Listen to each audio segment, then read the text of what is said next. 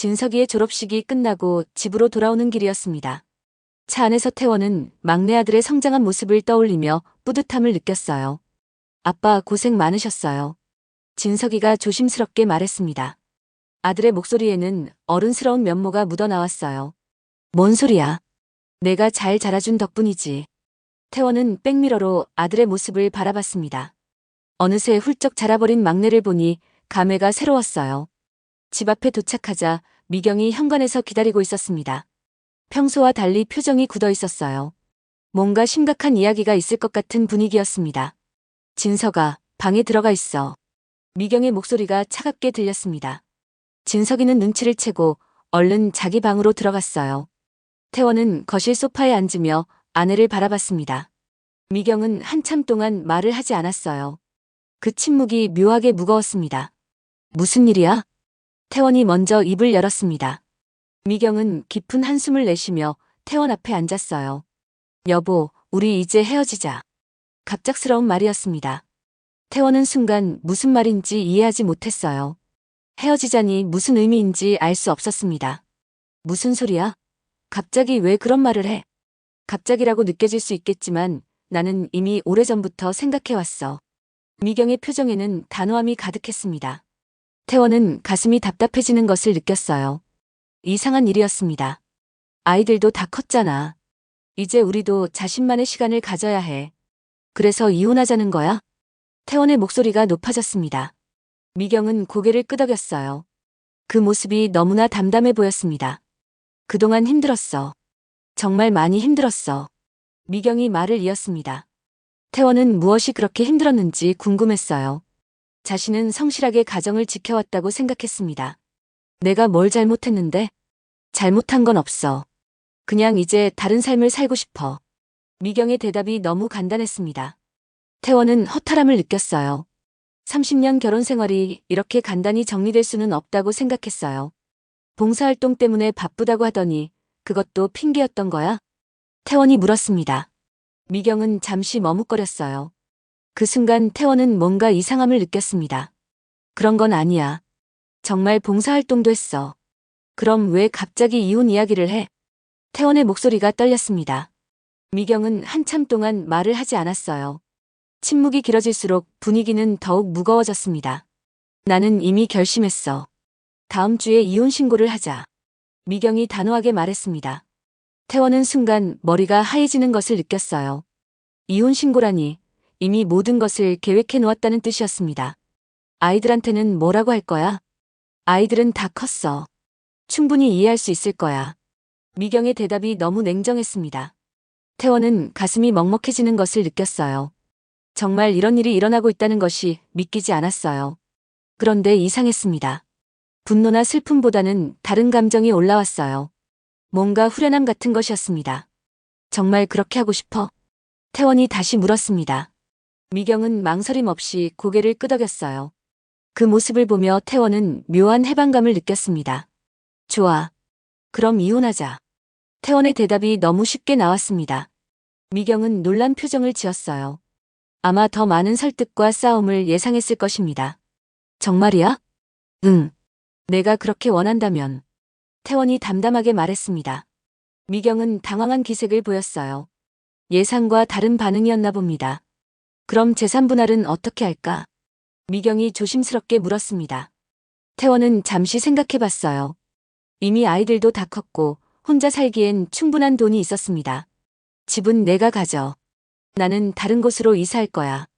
정말? 미경의 목소리에 놀라움이 묻어났습니다. 태원은 고개를 끄덕였어요. 이상하게 마음이 편해지고 있었습니다. 그 순간 태원은 깨달았습니다. 지난 몇 년 동안 자신도 뭔가 답답함을 느끼고 있었다는 것을요. 미경의 차가운 태도와 점점 멀어지는 거리감이 부담스러웠어요. 언제부터 이런 생각을 했어? 태원이 궁금해서 물었습니다. 미경은 잠시 머뭇거렸어요. 그리고 조심스럽게 입을 열었습니다. 진석이가 고등학교에 들어갈 때부터인 것 같아. 태원은 그때를 떠올려 봤어요. 특별히 문제가 있었던 것 같지는 않았죠. 그때 뭔 일이 있었나? 아무 일도 없었어. 그냥 문득 이런 삶이 내 삶인가 싶었어. 미경의 말에 태원은 고개를 끄덕였습니다. 자신도 비슷한 생각을 한 적이 있었어요. 매일 반복되는 일상이 지루하게 느껴질 때가 있었습니다. 나도 가끔 그런 생각을 해봤어. 태원이 솔직하게 말했습니다.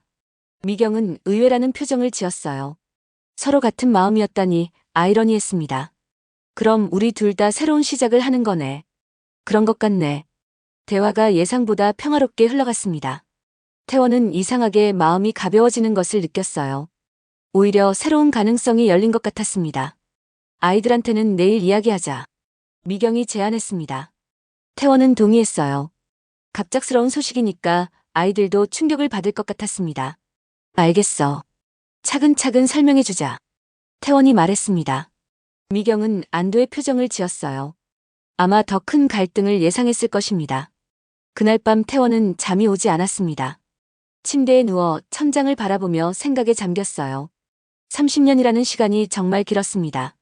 결혼 초기에 행복했던 순간들이 떠올랐습니다. 첫째 아들이 태어났을 때의 기쁨도 생각났어요. 그때는 정말 행복했습니다. 하지만 언제부터인가 미경과의 대화가 줄어들었습니다. 서로 다른 관심사를 가지게 되었고 점점 멀어져 갔어요. 그래도 가족이라는 끈으로 묶여 있었습니다. 이제 그 끈도 풀리는 거네요. 태원은 묘하게 후련함을 느꼈습니다. 더 이상 억지로 웃을 필요가 없어졌어요. 다음 날 아침 아이들에게 이야기를 했습니다. 첫째와 둘째는 이미 결혼해서 따로 살고 있었어요. 진석이만 집에 있었습니다. 아빠, 엄마 정말 이혼하시는 거예요? 진석이가 놀란 표정으로 물었습니다. 태원은 고개를 끄덕였어요. 아들의 당황한 모습이 안쓰러웠습니다. 미안하다. 갑작스럽게 이런 이야기를 해서. 괜찮아요. 사실 눈치채고 있었어요.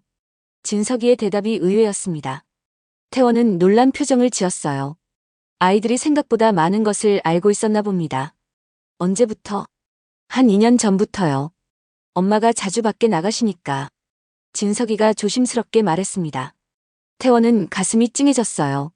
아이가 혼자 많은 것을 감당하고 있었나 봅니다. 힘들었겠다. 아니에요. 그냥 그런가 보다 했어요. 진석이는 의외로 담담했습니다. 태원은 막내 아들의 성숙함에 놀랐어요. 어느새 이렇게 자라버렸나요? 대학교는 어떻게 할 거야? 태원이 걱정스럽게 물었습니다. 진석이는 미소를 지었어요. 그 모습이 한결 어른스러워 보였습니다. 형들 집에서 지낼 수도 있고 기숙사에 들어갈 수도 있어요. 그래도 생활비는 내가 줄게. 태원이 말했습니다. 진석이는 고개를 끄덕였어요. 다행히 아들이 이해해주고 있었습니다. 첫째와 둘째와도 전화로 이야기를 나눴습니다. 처음에는 놀랐지만 결국 부모의 결정을 존중한다고 했어요. 생각보다 아이들의 반응이 좋았습니다. 일주일 후 구청에 가서 이혼 신고를 했습니다. 서류 한 장으로 30년의 결혼 생활이 끝났어요. 생각보다 간단한 절차였습니다. 이제 정말 끝이네. 미경이 구청을 나오며 말했습니다. 태원은 고개를 끄덕였어요. 이상하게 개운한 기분이었습니다. 수고했어. 그동안. 태원이 인사를 건넸습니다. 미경도 어색하게 웃으며 대답했어요. 서로 다른 길을 가게 되었지만 미움은 없었습니다. 그날 저녁 태원은 혼자 맥주 한 캔을 마셨습니다. 집이 조용했어요. 미경은 이미 짐을 정리해서 다른 곳으로 이사를 갔습니다. 30년 동안 살았던 집이 갑자기 넓게 느껴졌습니다. 하지만 답답하지는 않았어요. 오히려 자유로운 기분이었습니다. 이제 뭘 해야 할지 태원은 새로운 계획을 세워보기 시작했습니다. 은퇴까지 몇 년 남지 않았으니까 그때까지 열심히 일하고 그 후에는 정말 자신만의 삶을 살아보고 싶었어요. 그런데 뭔가 이상한 생각이 들었습니다. 미경이 정말 봉사활동만 했을지 궁금했어요. 최근 몇 년 동안 너무 자주 밖에 나갔던 것 같았죠. 태원은 고개를 저었습니다. 이제 상관없는 일이니까요. 그보다는 자신의 미래를 생각해야 했습니다. 그날 밤 태원은 오랜만에 푹 잤습니다. 마음이 편해서인지 꿈도 꾸지 않았어요. 새로운 시작을 앞둔 밤이었습니다. 다음 날 아침 태원은 일찍 일어났습니다. 혼자 있는 집이 이상하게 상쾌했어요. 커피를 내려 마시며 창밖을 바라봤습니다. 이혼했다는 사실이 아직도 실감이 나지 않았어요. 30년 동안 함께했던 사람이 없다는 게 신기했습니다. 회사에 가니까 동료들이 수군거렸습니다. 소문이 벌써 퍼진 모양이었어요. 하지만 태원은 신경 쓰지 않았습니다. 태원이 형, 괜찮으세요? 후배 정민이 걱정스럽게 물었습니다. 태원은 미소를 지었어요. 오히려 예전보다 기분이 좋았습니다. 괜찮아. 오히려 개운해. 정말요? 힘드실 텐데. 정민이 놀란 표정을 지었습니다. 태원은 어깨를 으쓱했어요. 모든 사람이 이혼을 불행한 일로 생각하는 것 같았습니다. 사람마다 다른 법이야. 태원이 말했습니다. 정민이는 고개를 끄덕였어요. 하지만 여전히 이해하지 못하는 표정이었습니다. 점심시간에 태원은 혼자 밥을 먹으러 나갔습니다. 회사 근처 식당가를 걸으며 생각에 잠겼어요. 이제 혼자 살아야 하는구나. 식당에서 혼밥을 하는 것도 나쁘지 않았습니다. 아무도 신경 쓸 필요가 없어서 편했어요. 천천히 음식을 즐길 수 있었습니다. 그런데 문득 미경이 생각났습니다. 정말 봉사활동만 했을지에 대한 궁금증이 다시 올라왔어요. 요즘 생각해보니 뭔가 이상한 점들이 있었기 때문이죠. 몇 달 전부터 화장품이 바뀐 것 같았습니다. 예전보다 진하게 화장을 하고 나갔어요. 봉사활동을 하는데 왜 그렇게 꾸몄을지 의심이 되었죠. 옷차림도 달라졌었습니다. 평소보다 신경을 많이 쓰는 것 같았어요. 새 옷도 자주 샀습니다. 휴대폰도 이상했습니다.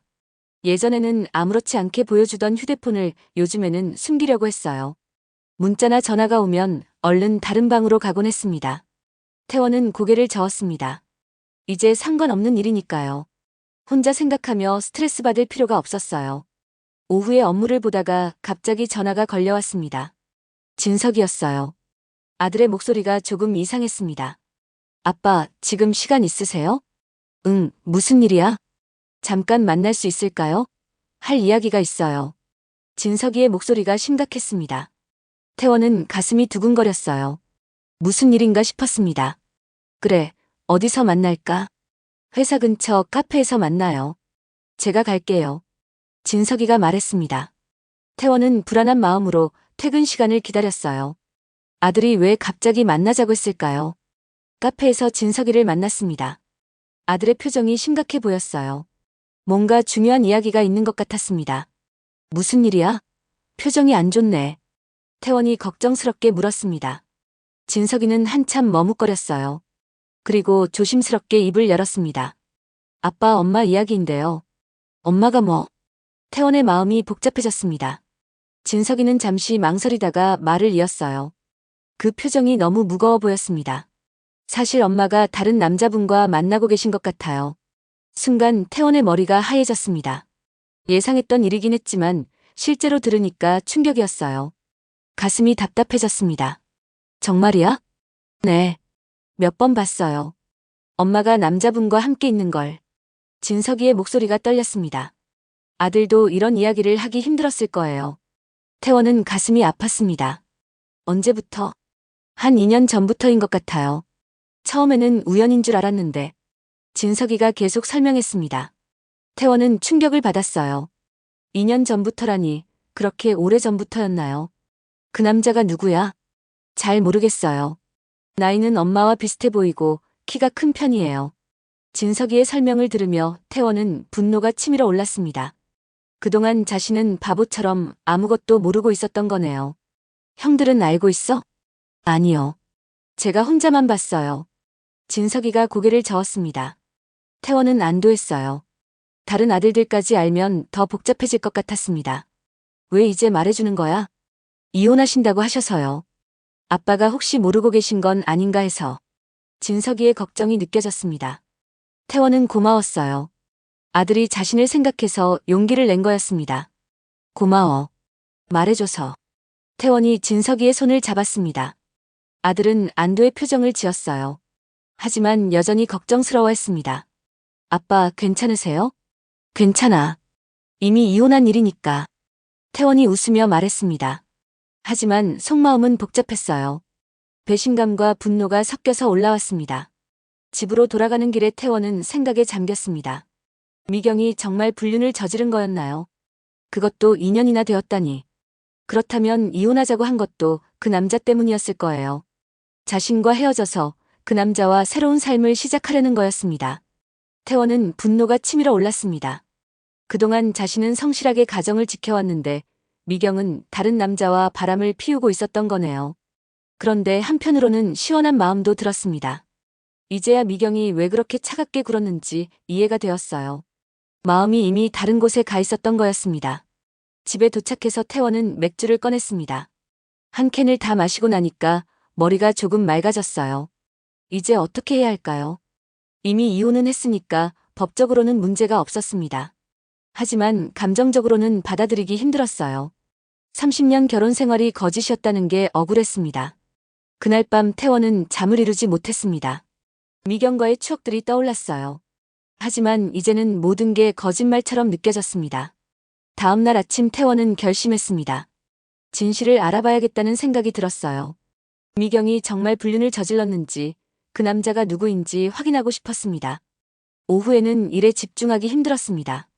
계속 미경 생각이 났어요. 정말 다른 남자와 바람을 피운 거라면 어떻게 받아들여야 할까요? 퇴근 후 집으로 돌아가며 태원은 복잡한 심정이었습니다. 진실을 알고 싶으면서도 두려웠어요. 만약 정말 불륜이라면 더 큰 충격을 받을 것 같았습니다.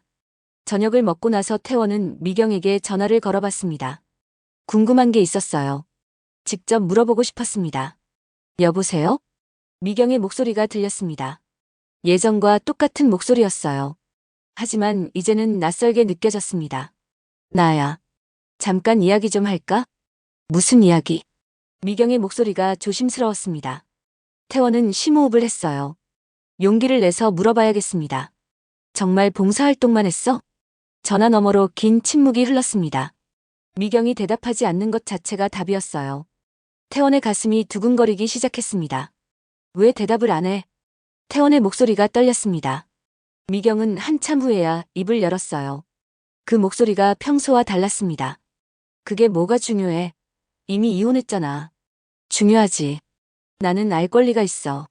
태원이 단호하게 말했습니다. 미경은 또다시 침묵했어요. 그 침묵이 태원을 더욱 답답하게 만들었습니다. 대답해. 정말 봉사활동만 한 거야? 이미 끝난 일인데 왜 이런 걸 묻는 거야? 미경의 목소리에 짜증이 섞여 있었습니다. 태원은 그 태도가 더욱 의심스러웠어요. 숨길 게 없다면 왜 화를 낼까요? 끝난 일이라고. 나한테는 아직 끝나지 않았어. 그럼 뭘 어쩌겠다는 거야? 미경의 반응이 태원을 당황스럽게 만들었습니다. 마치 자신이 이상한 질문을 하는 것처럼 느껴졌어요. 최소한 진실은 알고 싶어. 진실? 뭔 진실? 미경이 되묻는 것을 보니 태원은 더욱 확신이 섰습니다. 분명히 숨기는 게 있었어요. 다른 남자가 있었던 거 아니야? 무슨 소리야? 증거라도 있어? 미경의 목소리가 높아졌습니다. 태원은 진석이의 말을 떠올렸어요. 하지만 확실한 증거는 없었습니다. 진석이가 봤어. 당신이 남자랑 같이 다니는 거. 진석이가 뭘 봤다는 거야? 미경의 반응이 과격해졌습니다. 태원은 아들을 끌어들인 걸 조금 후회했어요. 하지만 이미 말해버린 상황이었습니다. 다른 남자와 함께 있는 거 봤다고 했어. 그게 뭐 어때서? 봉사활동 하다가 만난 사람일 수도 있잖아. 미경의 변명이 궁색하게 들렸습니다. 태원은 그 말을 믿을 수 없었어요. 정말 그뿐이야? 당연하지. 다른 게 뭐가 있겠어? 미경의 대답이 너무 단호했습니다. 태원은 혼란스러웠어요. 혹시 자신이 의심병에 걸린 건가요? 그럼 왜 갑자기 이혼하자고 했어? 말했잖아. 새로운 삶을 살고 싶다고. 미경의 설명이 일관되었습니다. 태원은 자신이 너무 의심스럽게 구는 것 같아서 부끄러웠어요. 알겠어. 더 이상 이런 이야기 안 할게. 태원이 전화를 끊었습니다. 가슴이 답답했어요. 뭔가 석연치 않지만 확실한 증거가 없었습니다. 그날 밤 태원은 잠을 이루지 못했습니다. 미경의 반응이 계속 신경 쓰였어요. 정말 아무것도 없었다면 왜 그렇게 화를 냈을까요? 다음 날 아침 회사에 가면서도 계속 생각이 났습니다. 진석이의 말이 거짓말일 리는 없었어요. 분명히 뭔가 있었을 것입니다. 점심시간에 태원은 인터넷을 검색해봤습니다. 불륜 조사를 해주는 곳이 있나 알아보고 싶었어요. 사립탐정 사무소 광고가 여러 개 나왔습니다. 불륜 조사 전문이라고 되어 있더군요. 태원은 심각하게 고민해봤습니다. 정말 조사를 의뢰해야 할까요? 이미 이혼한 상황인데 무슨 의미가 있을까요? 하지만 진실을 모르고 살기는 싫었어요. 오후에 한 사무소에 전화를 걸어봤습니다. 상담을 받고 싶다고 했어요. 직원이 친절하게 안내해 주었습니다. 내일 오후에 시간 되시면 사무소로 오세요. 네, 알겠습니다. 태원이 대답했습니다.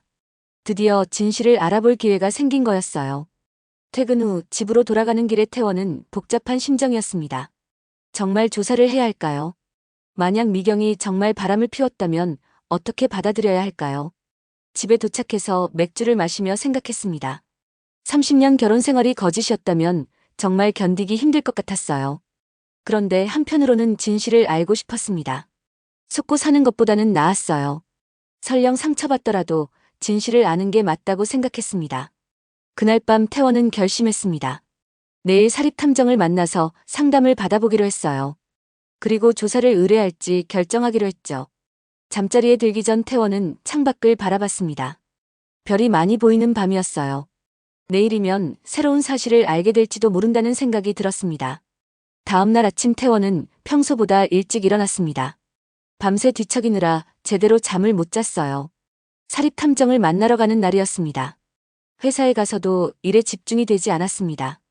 계속 오후 약속 생각만 났어요. 드디어 진실을 알 수 있을 것 같았습니다. 점심시간에 태원은 식사도 제대로 못했습니다. 긴장돼서 목으로 넘어가지 않았어요. 동료들이 걱정스러워했습니다. 태원이 형, 괜찮으세요? 얼굴이 안 좋아 보이는데. 정민이가 걱정스럽게 물었습니다. 태원은 괜찮다고 대답했어요. 하지만 실제로는 마음이 무거웠습니다. 오후 2시가 되자 태원은 조기 퇴근을 신청했습니다. 중요한 약속이 있다고 했어요. 상사도 흔쾌히 허락해줬습니다. 사립탐정 사무소는 시내 한복판에 있었습니다. 생각보다 평범한 건물이었어요. 간판도 조용하게 걸려 있었습니다. 엘리베이터를 타고 7층에 올라갔습니다. 복도 끝에 작은 사무실이 있었어요. 문에는 대한조사사무소라고 적혀 있었습니다. 문을 열고 들어가니 중년 남자가 책상에 앉아 있었습니다. 키가 크고 인상이 온화해 보였어요. 어서 오세요. 어제 전화하신 윤태원 씨시죠? 네, 맞습니다. 태원이 대답했습니다. 남자는 일어나서 악수를 청했어요. 손이 따뜻했습니다. 저는 강대수입니다. 이 일을 20년 넘게 해왔어요. 강대수가 자기소개를 했습니다. 태원은 안도했어요. 경험이 많은 사람 같았습니다. 앉으세요. 차라도 한 잔 드시죠. 강대수가 커피를 내와줬습니다. 태원은 감사하다고 했어요. 커피 향이 긴장을 조금 풀어줬습니다. 무슨 일로 오셨는지 자세히 말씀해 주세요. 불륜 조사를 의뢰하고 싶어서요. 태원이 조심스럽게 말했습니다. 강대수는 고개를 끄덕였어요. 별로 놀라지 않는 것 같았습니다. 대상자가 누구신가요? 제 전 부인입니다. 이미 이혼은 했어요. 태원의 대답에 강대수는 약간 의외라는 표정을 지었습니다. 보통은 이혼 전에 조사를 의뢰하는 경우가 많았거든요. 이혼 후에 조사하시는 특별한 이유가 있나요? 아들이 엄마가 다른 남자와 함께 있는 걸 봤다고 하더라고요. 그런데 아내는 부인하고 있어요. 태원이 상황을 설명했습니다. 강대수는 이해한다는 표정으로 들었어요. 진실을 알고 싶으시군요. 충분히 이해됩니다. 혹시 위자료 청구도 가능할까요? 태원이 궁금해서 물었습니다. 강대수는 고개를 끄덕였어요. 물론입니다. 확실한 증거가 있으면 위자료 청구가 가능해요. 얼마나 받을 수 있을까요? 결혼 기간과 불륜의 정도에 따라 다르지만 30년 결혼 생활이면 상당한 금액을 받을 수 있어요. 강대수의 설명에 태원은 관심이 생겼습니다. 미경이 정말 바람을 피웠다면 대가를 치러야 한다고 생각했어요. 조사는 어떻게 진행되나요?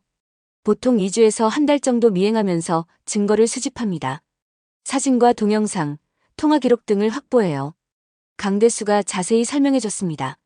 태원은 진지하게 들었어요. 생각보다 체계적인 것 같았습니다. 비용은 얼마나 들까요? 기본 조사비가 200만 원이고 기간이 연장되거나 특별한 장비가 필요하면 추가 비용이 발생할 수 있어요. 적지 않은 돈이었지만 태원은 감수할 만하다고 생각했습니다. 진실을 알기 위해서는 필요한 투자였어요. 혹시 조사가 들통날 가능성은 없나요? 걱정하지 마세요. 저희는 전문가예요. 절대 들키지 않게 조사합니다. 강대수의 자신 있는 대답에 태원은 안심했습니다. 그리고 조사를 의뢰하기로 결심했어요. 알겠습니다. 조사를 부탁드리겠어요. 좋습니다. 그럼 전 부인에 대한 정보를 자세히 알려주세요. 강대수가 메모지를 꺼냈습니다. 태원은 미경의 이름, 나이, 현재 거주지 등을 알려줬어요. 사진도 있으시죠? 네, 휴대폰에 있어요. 태원이 휴대폰을 꺼내서 미경의 사진을 보여줬습니다. 강대수는 꼼꼼히 확인했어요. 평소 자주 가는 곳이나 생활 패턴을 아시나요? 봉사활동을 한다고 해서 자주 외출했어요. 하지만 정확한 곳은 모르겠어요. 태원이 솔직하게 대답했습니다. 강대수는 고개를 끄덕였어요. 괜찮습니다. 이 정도 정보면 충분해요. 거주지부터 시작해서 행동 패턴을 파악하겠습니다. 언제부터 시작하실 건가요? 내일부터 바로 시작하겠습니다. 2주 후에 1차 결과를 알려드릴게요. 강대수의 말에 태원은 기대되었습니다. 드디어 진실을 알 수 있을 것 같았어요. 중간에 특별한 발견이 있으면 바로 연락드리겠습니다. 네, 부탁드려요. 태원이 계약서에 서명하고 조사비를 지불했습니다. 200만 원이 적지 않은 돈이었지만 후회는 없었어요.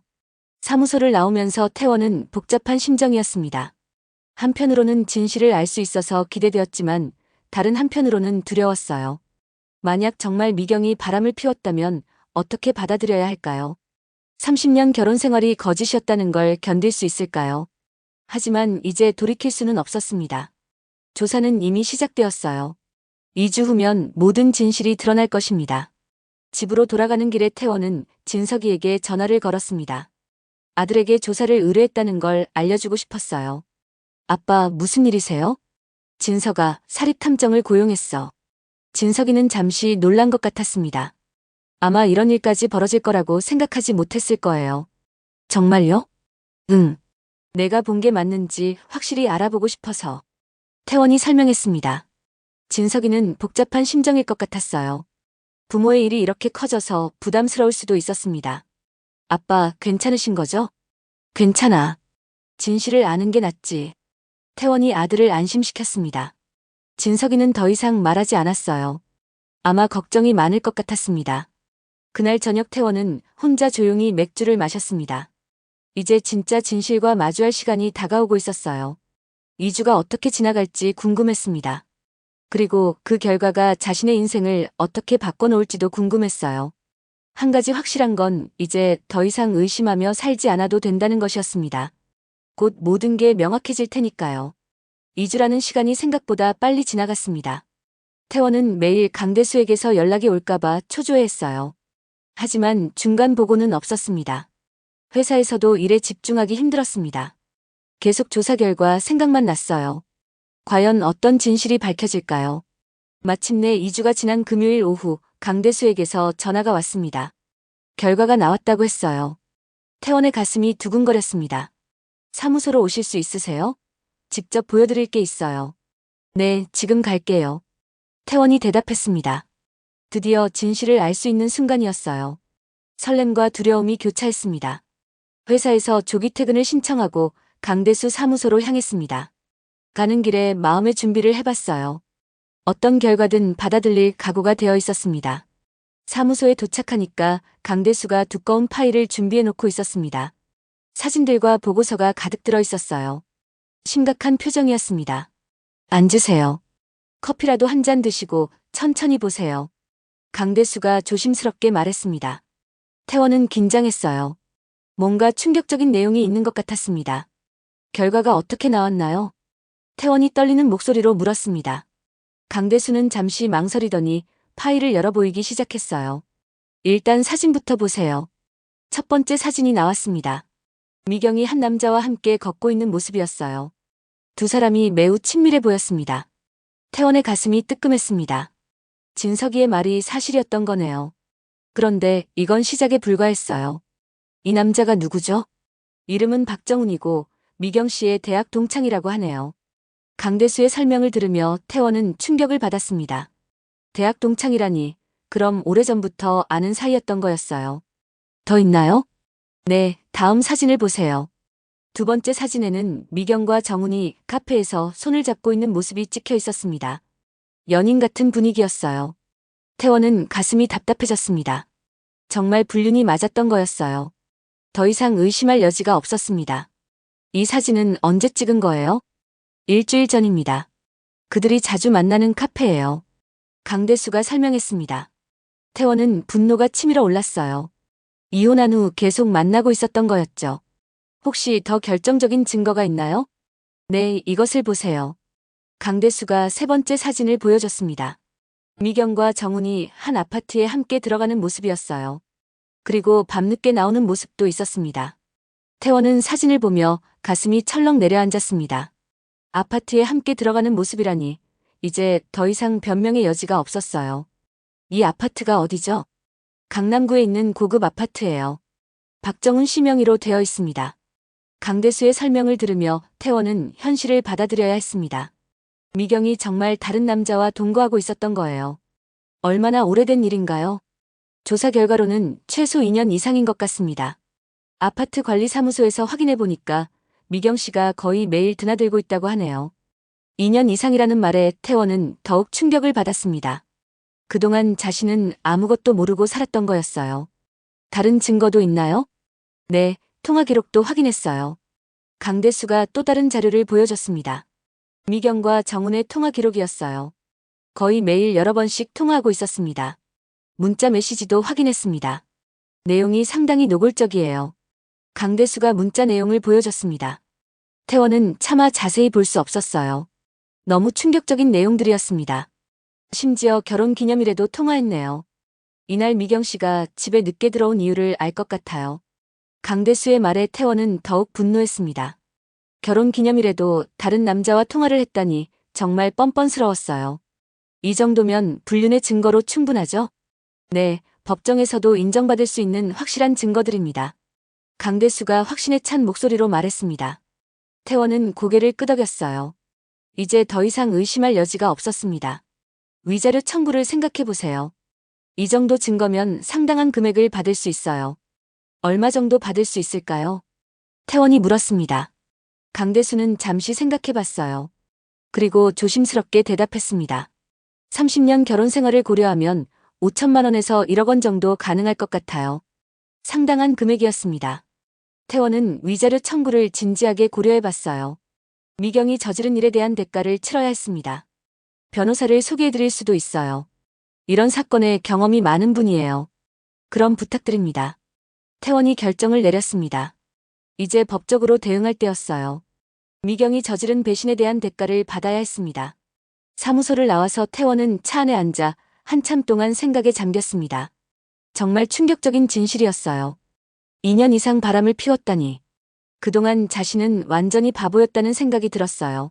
미경이 봉사활동을 한다고 할 때마다 고생한다고 격려까지 해줬었거든요. 가슴이 답답하고 분노가 치밀어 올랐습니다. 어떻게 이럴 수 있을까요? 30년 결혼 생활을 이렇게 배신할 수 있나요? 그런데 한편으로는 시원한 마음도 들었습니다. 드디어 진실을 알게 되었으니까요. 더 이상 의심하며 살지 않아도 되었어요. 집에 도착해서 태원은 소주를 꺼냈습니다. 오늘은 술이 필요한 날이었어요. 한 잔을 따라서 단숨에 마셨습니다. 목이 뜨거웠지만 속이 후련했습니다. 이제야 모든 퍼즐이 맞춰진 기분이었어요. 미경의 모든 행동들이 이해되기 시작했습니다. 화장을 진하게 하고 나간 것도, 새 옷을 자주 산 것도, 휴대폰을 숨긴 것도 모두 설명이 되었습니다. 정말 뻔뻔스러웠어요. 그날 밤 태원은 잠이 오지 않았습니다. 계속 미경과 정훈의 사진이 떠올랐어요. 분노와 배신감이 교차했습니다. 다음날 아침 태원은 강대수가 소개해준 변호사에게 전화를 걸었습니다. 하루빨리 소송을 시작하고 싶었어요. 김성호 변호사님이시죠? 강대수 씨가 소개해주신 윤태원입니다. 네, 안녕하세요. 강 탐정님께 이미 들었어요. 언제 만날까요? 김성호 변호사의 목소리가 차분했습니다. 태원은 안심이 되었어요. 믿을 만한 사람 같았습니다. 오늘 오후에 시간 되시나요? 네, 3시에 사무실로 오세요. 약속을 잡고 태원은 회사에 갔습니다. 하지만 일에 집중이 되지 않았어요. 계속 소송 생각만 났습니다. 점심시간에 정민이가 다가왔습니다. 태원의 표정이 어둡다며 걱정했어요. 형, 무슨 일 있으세요? 며칠째 안색이 안 좋으신데. 아, 그냥 개인적인 일이야. 태원이 대충 넘어갔습니다. 직장에서 이런 이야기를 할 수는 없었어요. 혹시 도움이 필요하시면 언제든 말씀하세요. 정민이의 걱정이 고마웠습니다. 태원은 미소를 지으며 고개를 끄덕였어요. 오후에 김성호 변호사 사무실을 찾아갔습니다.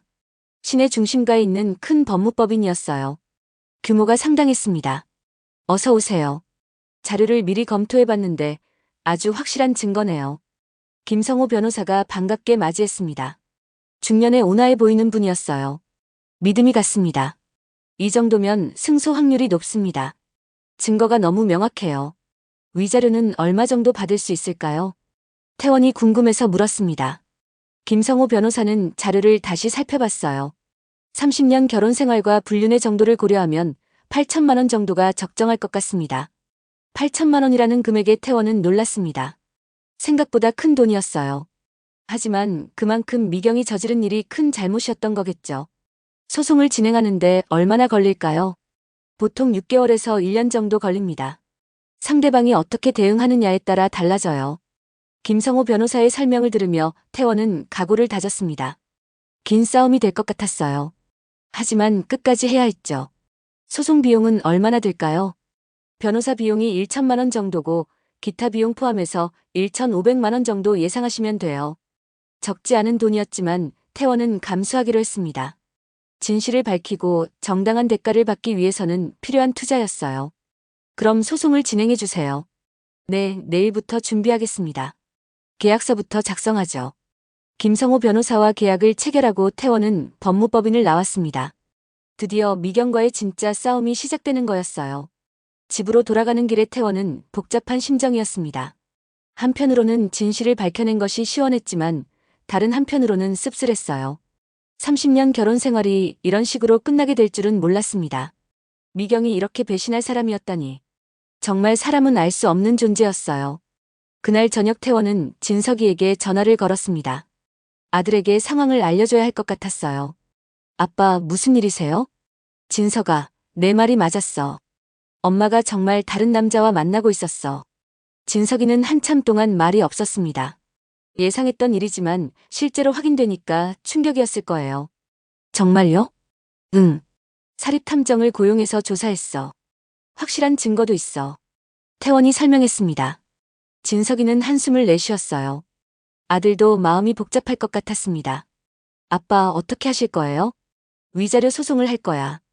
엄마가 잘못한 일에 대한 대가를 받아야지. 태원의 말에 진석이는 걱정스러운 목소리로 대답했습니다. 아들은 부모의 싸움이 커지는 것을 원하지 않았을 거예요. 꼭 그렇게 해야 해요? 그래야 해. 이런 일을 그냥 넘어갈 수는 없어. 태원이 단호하게 말했습니다. 진석이는 더 이상 반대하지 않았어요. 아버지의 결정을 존중하는 것 같았습니다. 형들한테도 알려야 할까요? 아직은 말하지 말자. 소송이 시작되면 그때 알려줄게. 태원이 신중하게 말했습니다. 너무 많은 사람이 알면 복잡해질 것 같았어요. 그날 밤 태원은 오랜만에 푹 잤습니다. 진실을 알게 되어서인지 마음이 한결 편해졌어요. 이제 더 이상 의심하며 살지 않아도 되었습니다. 며칠 후 김성호 변호사에게서 연락이 왔습니다. 소장을 법원에 제출했다고 했어요. 이제 정식으로 소송이 시작된 거였습니다. 미경 씨에게 소장이 송달될 거예요. 그럼 곧 연락이 올 겁니다. 어떤 반응을 보일까요? 태원이 궁금해했습니다. 김성호 변호사는 경험에 비춰 설명했어요. 보통 처음에는 부정하다가 증거를 보면 인정하는 경우가 많아요. 미경이는 어떨까요? 이 정도 확실한 증거가 있으면 부정하기 힘들 거예요. 김성호 변호사의 말에 태원은 고개를 끄덕였습니다. 이제 미경의 반응을 기다릴 시간이었어요. 이틀 후 정말로 미경에게서 전화가 왔습니다. 목소리가 떨리고 있었어요. 상당히 당황한 것 같았습니다. 이게 뭐야? 갑자기 위자료 소송이라니. 놀랐겠지만 내가 한 일을 생각하면 당연한 거 아니야? 태원이 차갑게 대답했습니다. 미경은 한참 동안 말이 없었어요. 아마 변명할 말을 찾고 있었을 것입니다. 무슨 증거가 있다고 그래? 다 있어. 사진도 있고 통화 기록도 있어. 문자 메시지까지. 태원의 말에 미경은 깜짝 놀란 것 같았습니다. 아마 들키지 않았다고 생각했을 거예요. 정말 그런 게 있어? 응. 내가 박정훈이랑 아파트에서 동거하는 것도 다 알아. 박정훈이라는 이름을 들은 순간 미경은 완전히 당황했습니다. 전화 너머로 숨소리가 거칠어지는 게 들렸어요. 어떻게 그걸 알았어? 사립탐정을 고용했어. 2주 동안 너를 미행했지. 태원의 설명에 미경은 말문이 막힌 것 같았습니다. 이제 더 이상 부정할 수 없는 상황이었어요. 미안해. 정말 미안해. 드디어 미경이 사과했습니다. 하지만 태원의 마음은 이미 돌아섰어요. 너무 늦은 사과였습니다. 이제 와서 미안하다고. 2년 동안 나를 속이고 살면서 정말 미안해. 내가 잘못했어. 미경이 계속 사과했지만 태원은 받아들이지 않았습니다. 배신감이 너무 컸어요. 소송은 끝까지 갈 거야. 내가 한 일에 대한 대가를 치러야 한다고 생각해. 제발 그러지 마. 합의할 수 없을까? 미경이 간청했습니다. 하지만 태원의 마음은 이미 굳어져 있었어요. 법정에서 끝까지 싸울 작정이었습니다. 합의? 내가 그럴 자격이 있다고 생각해? 제발 한 번만 더 생각해봐. 미경의 목소리가 절망적으로 들렸습니다. 태원은 그 모습이 초라해 보였어요. 생각할 것도 없어. 변호사랑 잘 상의해. 태원이 전화를 끊었습니다. 가슴이 두근거렸어요. 드디어 진짜 싸움이 시작되는 거였습니다. 며칠 후 김성호 변호사에게서 연락이 왔습니다. 미경 측에서 변호사를 선임했다고 했어요.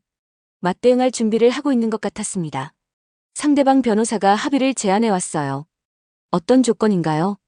태원이 궁금해했습니다. 김성호 변호사는 매물을 보며 설명했어요. 생각보다 낮은 금액이었습니다. 3천만 원 선에서 합의하자고 하네요. 터무니없이 적은 것 같은데요. 태원이 실망스러워했습니다. 8천만 원을 청구했는데 3천만 원이라니 말도 안 되는 금액이었어요. 처음 제안이니까 낮게 나온 거예요. 협상 과정에서 올라갈 수 있어요. 그래도 최소 6천만 원은 받아야겠어요. 태원이 자신의 생각을 말했습니다. 김성호 변호사는 고개를 끄덕였어요. 충분히 가능한 금액이라고 했습니다. 상대방에게 6천만 원으로 재제안하겠습니다. 네, 부탁드려요. 태원이 동의했습니다. 협상이 시작되는 거였어요. 어떤 결과가 나올지 궁금했습니다. 일주일 후 다시 연락이 왔습니다. 미경 측에서 4천만 원까지 올려왔다고 했어요. 여전히 부족한 금액이었습니다. 5천만 원까지는 올려야 할 것 같아요. 태원이 말했습니다. 김성호 변호사도 동의했어요. 5천만 원 정도면 합리적인 선이라고 했습니다. 그런데 며칠 후 예상치 못한 일이 벌어졌습니다. 미경이 직접 태원에게 전화를 걸어온 거예요. 잠깐 만날 수 있을까? 뭘 더 이야기할 게 있어? 태원이 냉정하게 대답했습니다. 미경의 목소리가 많이 지쳐 있었어요. 소송 스트레스 때문인 것 같았습니다. 직접 만나서 이야기하고 싶어. 제발. 미경의 간청에 태원은 잠시 고민했습니다. 만날 필요가 있을까요? 하지만 궁금한 것도 있었어요. 좋아. 어디서 만날까? 우리 집 근처 카페에서 만나자. 미경이 장소를 정했습니다. 태원은 동의했어요. 내일 오후 2시에 만나기로 약속했습니다. 다음 날 태원은 약속 장소로 향했습니다. 마음이 복잡했어요. 미경이 무슨 이야기를 하려고 할까요? 카페에 도착하니까 미경이 이미 와서 기다리고 있었습니다. 많이 야윈 것 같았어요. 소송 스트레스가 상당했나 봅니다. 왔구나. 미경이 힘없이 인사했습니다. 태원은 맞은편에 앉았어요. 어색한 분위기였습니다. 무슨 이야기를 하고 싶어서 만나자고 했어? 태원이 단도직입적으로 물었습니다. 미경은 한참 동안 말을 하지 못했어요. 뭔가 말하기 힘든 이야기인 것 같았습니다. 정훈이와 헤어졌어. 갑작스러운 고백이었습니다. 태원은 놀랐어요. 예상하지 못한 이야기였습니다. 왜? 소송 이야기가 나오니까 도망갔어. 미경의 목소리가 쓸쓸했습니다. 태원은 복잡한 기분이었어요. 한편으로는 당연한 일이라고 생각했습니다. 그럴 줄 알았어. 나도 짐작은 했지만 그래도 막상 당하고 보니까 충격이더라. 미경이 솔직하게 말했습니다. 태원은 그 모습이 초라해 보였어요. 모든 것을 잃은 것 같았습니다. 그래서 나한테 뭘 바라는 거야? 용서해 달라는 건 아니야. 그럴 자격도 없고. 미경이 고개를 저었습니다. 태원은 그 말이 의외였어요. 뭔가 다른 이야기가 있는 것 같았습니다. 그럼 뭐야? 그냥 진심으로 사과하고 싶었어. 정말 미안해. 미경의 눈에 눈물이 맺혔습니다. 진심이 담긴 사과처럼 보였어요. 하지만 태원의 마음은 이미 돌아선 상태였습니다. 이제 와서 사과한다고 달라질 건 없어. 알아. 그래도 말하고 싶었어. 미경이 눈물을 닦았습니다. 태원은 그 모습을 보며 복잡한 감정을 느꼈어요. 분노와 동정이 섞여 있었습니다. 언제부터 시작된 거야? 정확히 말해봐. 태원이 궁금해서 물었습니다. 미경은 잠시 망설이다가 대답했어요. 진실을 말할 때가 된 것 같았습니다. 3년 전이야. 동창회에서 우연히 만났어. 그때부터 바람을 피운 거야? 처음에는 아니었어. 그냥 친구로만 만났어. 미경이 변명했지만 태원은 믿지 않았습니다. 친구라면 왜 숨겼을까요? 그럼 언제부터 연인 관계가 된 거야? 2년 전부터야. 진석이가 말한 게 맞아. 미경이 솔직하게 인정했습니다. 태원은 가슴이 답답해졌어요. 2년 동안 완전히 속고 살았던 거네요. 왜 그랬어? 내가 뭘 잘못했기에? 당신 잘못은 없어. 내 문제야. 미경의 대답이 더욱 태원을 답답하게 만들었습니다. 이유라도 있으면 이해할 텐데 그냥 자신의 문제라니요. 무슨 문제인데? 그냥 지루했어. 매일 똑같은 일상이. 미경의 솔직한 고백에 태원은 허탈했습니다. 지루해서 바람을 피웠다니 이런 이유가 있나요? 그래서 가정을 버린 거야? 미안해. 정말 미안해. 미경이 계속 사과했지만 태원은 받아들일 수 없었습니다. 너무 이기적인 행동이었어요. 정훈이는 어떤 사람이야? 내 대학 동창이야. 회사를 운영하고 있어. 결혼은 했어? 이혼했어. 혼자 살고 있어. 미경의 설명을 들으며 태원은 상황을 이해했습니다. 둘 다 중년의 외로움을 달래려고 만난 것 같았어요. 그 사람이 널 버렸다고 해서 나한테 돌아오려는 거야? 아니야. 그런 게 아니야. 미경이 급하게 부정했습니다. 하지만 태원은 그렇게 생각했어요. 갈 곳이 없어서 돌아온 거였습니다. 그럼 뭐야? 그냥 정말 미안해서. 당신이 너무 착한 사람인데 내가 배신했어. 미경의 말에 태원은 쓴웃음을 지었습니다. 이제 와서 착한 사람이라고 하다니 아이러니했어요. 이제 와서 그런 말 하지 마. 정말이야. 결혼 생활 동안 너는 정말 좋은 남편이었어. 미경이 진심으로 말했습니다. 태원은 그 말이 더욱 상처를 주었어요. 좋은 남편이었는데 왜 배신했을까요? 좋은 남편이었다면 왜 바람을 피웠어? 내가 바보였어. 정말 바보였어. 미경이 자책했습니다. 하지만 이미 늦었어요. 돌이킬 수 없는 일이었습니다. 이제 어떻게 살 거야? 태원이 물었습니다. 미경은 한참 생각하더니 대답했어요. 앞으로의 계획이 있는 것 같았습니다. 고향으로 내려갈까 생각 중이야. 서울에는 더 이상 있기 힘들어.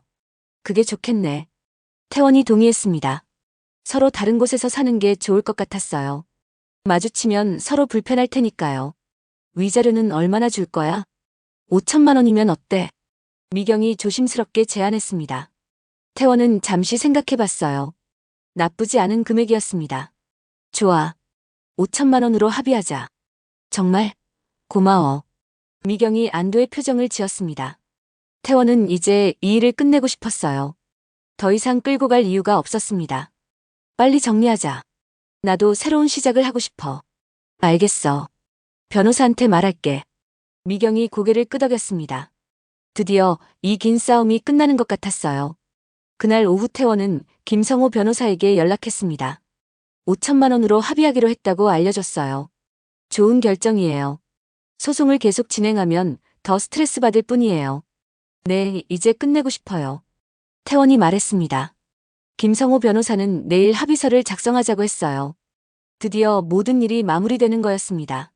상대방 변호사에게도 연락하겠습니다. 빠르게 처리하죠. 네, 부탁드려요. 태원이 대답했습니다. 이제 정말 끝이 보이기 시작했어요. 다음 날 법무법인에서 합의서에 서명했습니다. 미경도 와서 함께 서명했어요. 어색하지만 평화로운 분위기였습니다. 이제 정말 끝이네요. 김성호 변호사가 말했습니다. 태원은 고개를 끄덕였어요. 긴 싸움이 끝났습니다. 고생하셨어요. 미경이 태원에게 인사했습니다. 태원도 어색하게 인사를 받았어요. 이제 진짜 남남이 되는 거였습니다. 잘 살아. 당신도. 간단한 인사를 나누고 둘은 헤어졌습니다. 30년 결혼 생활이 이렇게 끝나는 거였어요. 태원은 법무법인을 나오며 홀가분한 기분을 느꼈습니다. 드디어 모든 짐을 내려놓은 것 같았어요. 이제 정말 새로운 시작이었습니다. 일주일 후 태원은 5천만 원을 받았습니다. 통장 잔고를 확인하니까 기분이 묘했어요. 30년 결혼 생활의 대가라고 하기에는 복잡한 감정이었습니다. 그날 저녁 태원은 혼자 조용히 맥주를 마셨습니다. 이제 정말 모든 것이 끝났어요. 미경과의 인연도 법적 다툼도 모두 마무리되었습니다. 문득 앞으로 어떻게 살아야 할지 고민이 되었습니다. 은퇴까지 3년 정도 남았어요. 그 후에는 뭘 하며 살아야 할까요? 며칠 후 진석이가 찾아왔습니다. 아빠, 엄마랑 합의하신 거예요? 응, 끝났어. 이제 더 이상 법정에 갈 일은 없어. 태원이 대답했습니다. 진석이는 안도의 표정을 지었어요. 부모의 싸움이 끝나서 다행이라는 표정이었습니다. 이제 편해지셨겠어요. 그런 것 같아. 오히려 속이 시원해. 태원의 말에 진석이는 의외라는 표정을 지었습니다. 아마 아버지가 슬퍼할 거라고 생각했을 거예요. 정말요? 응. 진실을 알고 나니까 오히려 좋아. 더 이상 속지 않아도 되니까. 태원이 웃으며 말했습니다. 진석이는 아버지의 변화에 놀란 것 같았어요. 예상과 다른 반응이었습니다. 그럼 이제 새로운 계획을 세우세요. 그래야지. 태원이 아들을 바라봤습니다. 진석이는 성숙해 보였어요. 어느새 이렇게 자라버렸나요? 형들도 걱정하고 있어요.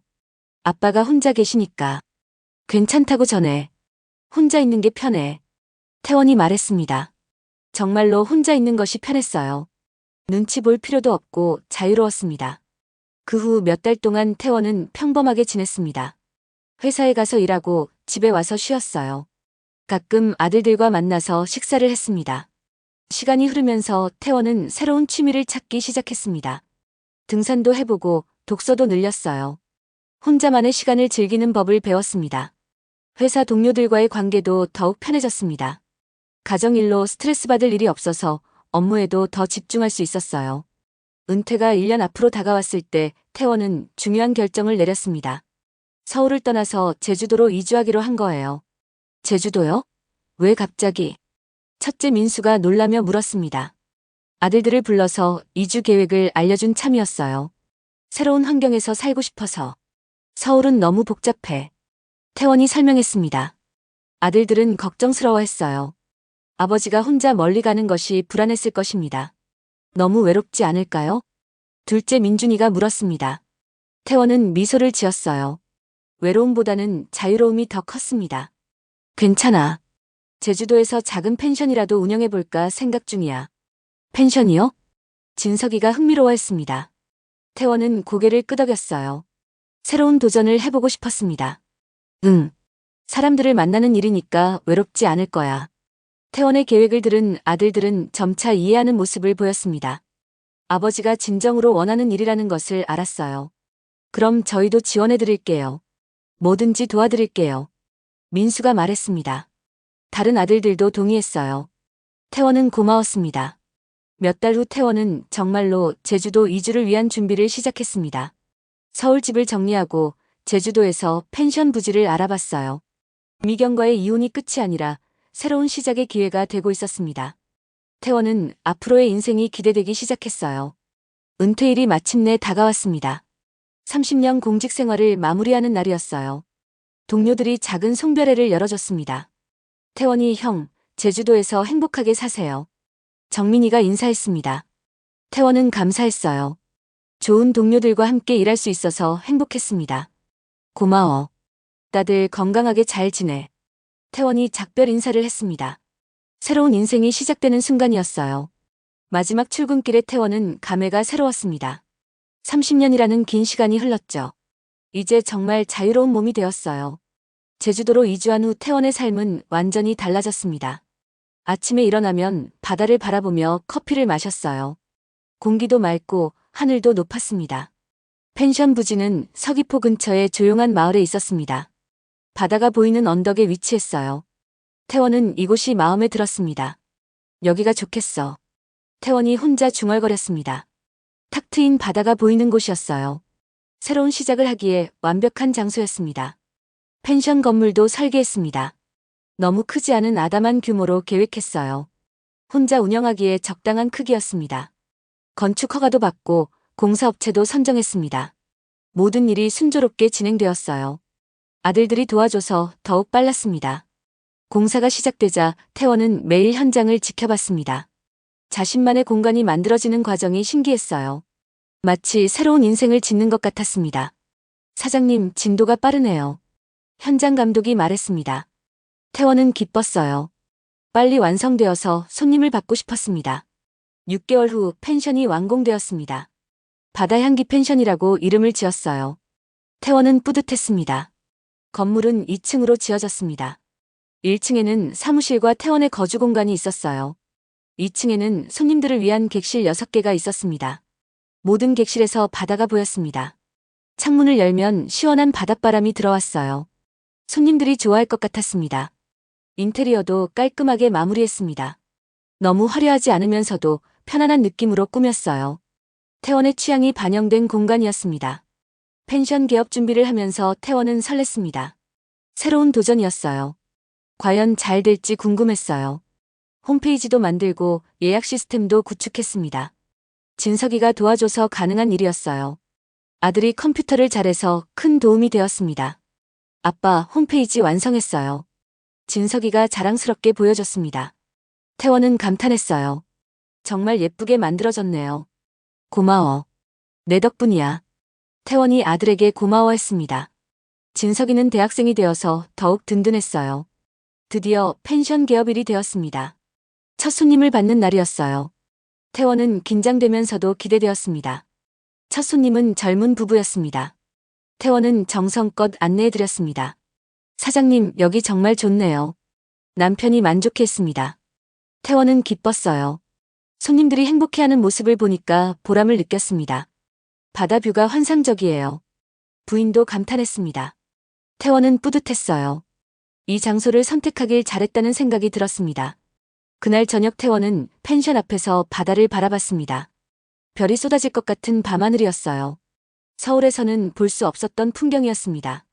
이곳에 온 지 1년이 지났지만 아직도 신기했습니다. 이런 평화로운 삶이 가능할 줄 몰랐어요. 문득 미경이 생각났습니다. 지금 어떻게 살고 있을까요? 하지만 더 이상 궁금하지 않았어요. 각자의 길을 가는 거였습니다. 펜션 운영이 궤도에 오르면서 태원의 일상은 활기찼습니다. 매일 새로운 손님들을 만났어요. 다양한 사람들의 이야기를 들을 수 있었습니다. 어떤 손님은 혼자 여행을 왔다고 했습니다. 태원과 비슷한 처지였어요. 서로 공감대를 형성할 수 있었습니다. 사장님도 혼자 사시는군요. 50대 여성 손님이 말했습니다. 태원은 고개를 끄덕였어요. 혼자 사는 것도 나쁘지 않다고 했습니다. 외롭지 않으세요? 전혀요. 오히려 자유로워요. 태원의 대답에 손님은 신기했습니다. 혼자 살면서도 이렇게 밝을 수 있나 싶었을 거예요. 계절이 바뀌면서 태원은 제주도의 아름다움을 더욱 느꼈습니다. 봄에는 유채꽃이 피었고 여름에는 푸른 바다가 시원했어요. 가을에는 억새가 바람에 흔들렸고 겨울에는 눈 덮인 한라산이 장관이었습니다. 사계절이 모두 아름다운 곳이었어요. 손님들도 계절마다 달랐습니다. 여름에는 가족 단위 손님이 많았고 겨울에는 커플들이 많이 왔어요. 각각의 매력이 있었습니다. 2년 전만 해도 이런 삶을 상상할 수 없었습니다. 미경과의 이혼이 절망적으로 느껴졌었는데 지금은 오히려 감사했어요. 만약 미경이 바람을 피우지 않았다면 어떻게 되었을까요? 아마 여전히 지루한 일상을 반복하고 있었을 거예요. 그런 의미에서 미경에게 고마운 마음도 들었습니다. 덕분에 새로운 인생을 시작할 수 있었으니까요.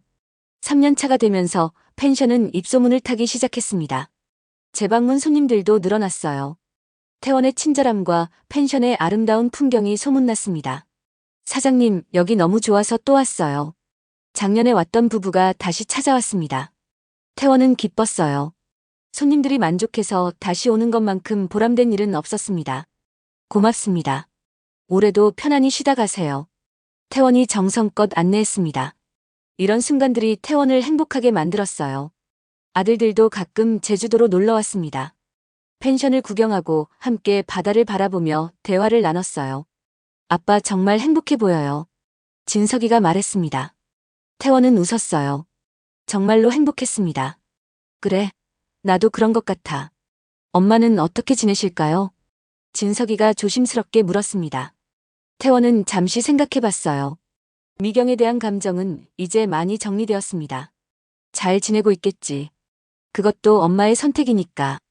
태원의 대답에 진석이는 안도하는 표정을 지었습니다. 아버지가 원망하지 않고 있어서 다행이었을 거예요. 아빠가 이렇게 새로운 삶을 사시는 걸 보니까 저도 용기가 나요. 무슨 용기? 제 인생도 제가 원하는 대로 살아야겠다는 용기요. 진석이의 말에 태원은 감동했습니다. 아들이 자신을 통해서 배우고 있다니 뿌듯했어요. 그래, 내 인생은 내가 선택하는 거야. 태원이 격려했습니다. 진석이는 환하게 웃었어요. 시간이 흘러 태원의 펜션은 제주도의 명소가 되었습니다. 여행 블로그에도 자주 소개되었고 SNS에서도 화제가 되었어요.